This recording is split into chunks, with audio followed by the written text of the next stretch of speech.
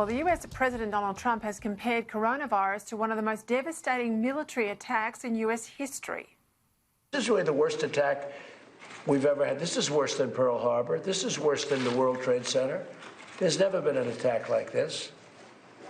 And it should have never happened. Could have been stopped at the source. Could have been stopped in China. It should have been stopped right at the source. 1.2 million cases of COVID-19 in the States, more than 70,000 fatalities. Joining me now, former Senator Corey Bernardi in Adelaide, the Daily Telegraph's opinions editor and Sky News Outsiders co-host, James Morrow in Sydney.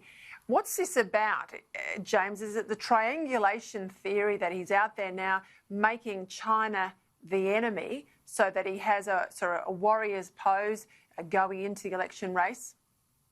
Yeah, look, I think it's about this idea that he's trying to fight two enemies at the same time and come through the middle. On the one hand, Democrats, on the other hand, China, and kind of tie them together in one way or another. But I worry about the nature of this particular rhetoric because I think that it's too expansive and I think it's too inflammatory, and it's going to cause him problems on both the domestic and international front. Yes, we all know that this came from China. There's no doubt about that. Yes, suspicions are that it came out of this lab, but there's no suspicion that this was a bioweapon. That's not what any of the Five Eyes intelligence is telling us at this point. So to use that attack language, it winds up actually taking options away from him. And the other issue is that domestically, it winds up putting him on a wartime footing, which weirdly plays against what he's trying to do, which is to get a fight going against Democrat governors who have been far too draconian and far too restrictive with their attacks on liberties and so on through the course of their own personal lockdown state by state. So I worry that strategically he may have backed himself into a corner using rhetoric like Pearl Harbor. No, Pearl Harbor was Pearl Harbor. There was a very specific state action. This remains murkier, and you need to have a bit more flexibility when dealing with it. Yeah, he's got to be careful because Pearl Harbor to people in the States is not dissimilar to the reverence we hold Anzac Day in, Corey. So the problem with conflating this and the virus is a lot of people will take, who he may well be his supporters, will get their nose out of joint. What's your take on his strategy? China, I think there's a lot in what James says, that he's got to put the Democrats in the frame. They're on the ballot paper, China's not.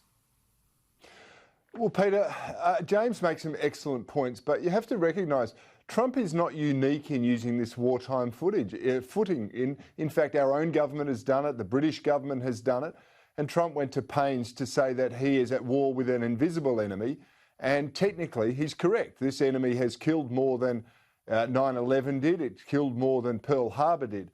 Now, notwithstanding your points about the reverence, I think he's just trying to put this in perspective, that this is a major battle. It's an unnecessary battle that they've had to have.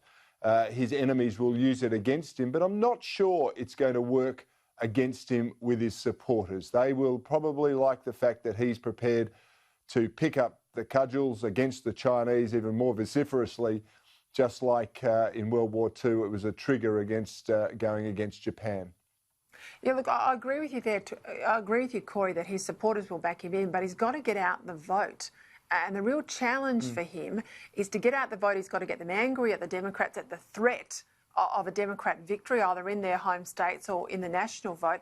It's not against, Trump and President Xi. His challenge is mobilising enough people who will be hit economically like we are here in Australia to be motivated enough to get out there, bang the drum, campaign for him, turn up to rallies and vote in November.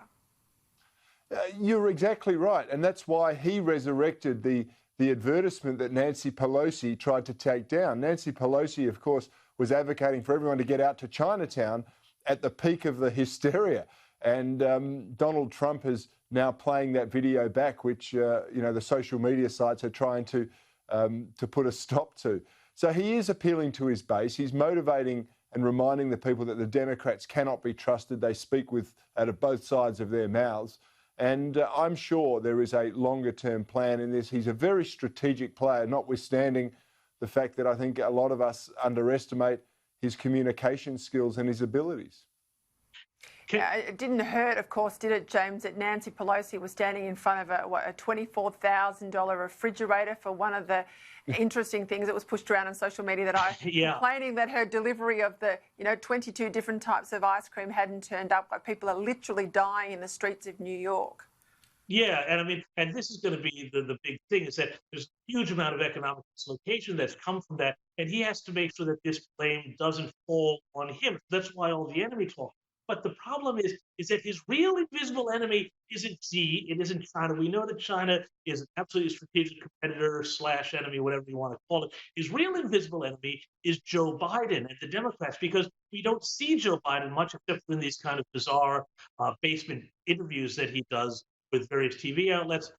But the idea is that the Democrats are there as this kind of invisible, we don't see them enemy that could wind up siphoning votes off of him going forward into this election. As this hurts, as the economy, craters, Trump is a good time president, and he needs to show that he can also be a president for the bad times.